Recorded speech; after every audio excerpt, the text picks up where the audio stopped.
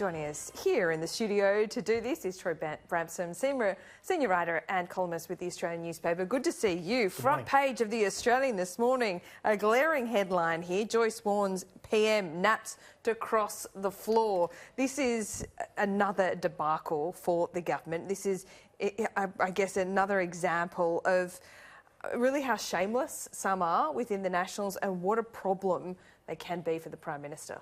I think this is going to backfire terribly against Barnaby Joyce. I mean, he tried to win the National Party leadership earlier this week and failed in that quest, and now he's effectively thrown the toys out of the cot, had a tantrum and said he could now block government legislation on some kind of temporary crossbench while still remaining in the National Party. I think this will be seen for what it is, which is a temper tantrum, and it won't be tolerated. I mean, this is a government that needs to focus on their job. That's the Prime Minister's mantra. He says they're united, they're focused, they're disciplined. We've heard that before. Exactly. And so this is just challenging, the Prime Minister's comments and his pledges to the Australian people, and just looks like sour grapes and a grumpy Barnaby Joyce who couldn't win the National Party leadership. Well, he perhaps does have a point, though, because quite obviously Michael McCormack has rewarded his backers. Every single one of the Nationals that were promoted this week voted for Michael McCormack in that leadership spill on Tuesday.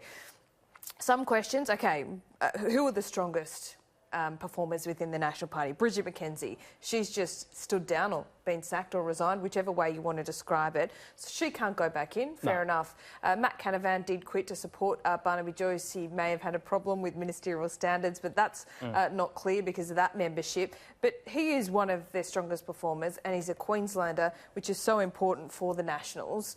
So again, it comes down to this. This is not the best front bench team that can be put forward. And that's a fair enough criticism, isn't it? Well, I think Darren Chester and Keith Pitt going into Cabinet are good appointments, but I agree. Matt Canavan is... Veterans Affairs portfolio and Darren Chester himself going into Cabinet is a really good move, absolutely. Having Veterans Affairs in Cabinet for the first time is a fantastic move and shows the priorities of this government. Keith Pitt goes straight from the backbench into Cabinet with a super portfolio. I mean, it's almost bigger than Christian Porter's portfolio, and that's saying something. But also, Darren Chester comes from a bushfire-ravaged area. Why not give him emergency management? Like, why leave it with David Littleproud, for example? Well, David Littleproud, of course, is now the deputy, and so he can choose what he wants. And he would want to keep that portfolio, and he's seen as a future leadership contender. But you're right, on Matt Canavan, I agree 100%. It probably would have been a smarter move for Michael McCormack to put Matt Canavan back in Cabinet. Indeed, a bit of a peace deal, and that probably would have been the smarter way to go. But that doesn't excuse Barnaby Joyce's behaviour today, and a lot of people will see it for what it is, which is a guy who obviously can't be a team player. But it's also strategic when it comes to Matt Canavan. On the backbench, he can say whatever he likes. There's a bit of discipline that comes with being in Cabinet. And so that's a risk for Michael McCormack too, who's leaving him there. And he can also do the numbers now for Barnaby Joyce for a second strike, which most of us think will probably happen at some stage down the track. Yep, well, we'll see. If I was Michael McCormack, I would have actually put Barnaby Joyce into Cabinet, held my nose and done it. Yeah, maybe.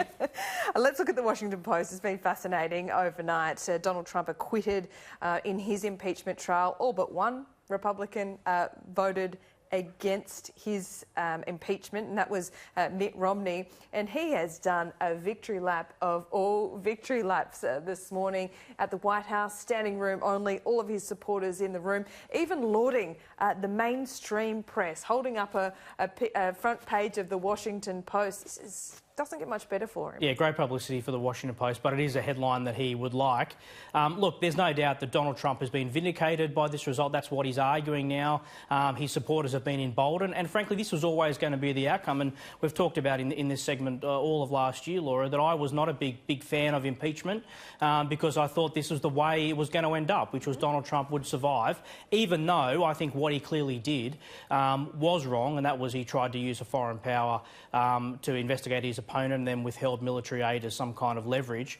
And a number of Republican senators, Marco Rubio and Lamar Alexander, had said as much, that he did do that, but they didn't go the step that Mitt Romney did. It's an interesting historical point that in the two previous Senate trials on impeachment, Andrew Johnson and Bill Clinton, no Democrats voted to convict those Democratic presidents, but we now have Mitt Romney, a Republican, who has voted to convict Donald Trump. So that's a stain on his presidency, but it's already been quickly forgotten. He's been emboldened, and so I really question the merits of whether or not the Democrats should have gone down this path. And remember, Nancy Pelosi had said for months and months and months this was not a process worth doing, yet she buckled to pressure inside her own caucus. She's revelled in it ever since.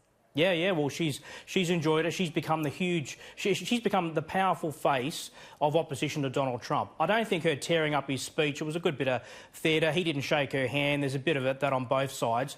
But probably that was not a good move, and that'll, again, just embolden his supporters to vote for him in November. Yeah, certainly a strong face of the Democrats, and it was a face hard not to watch during that State of the Union address.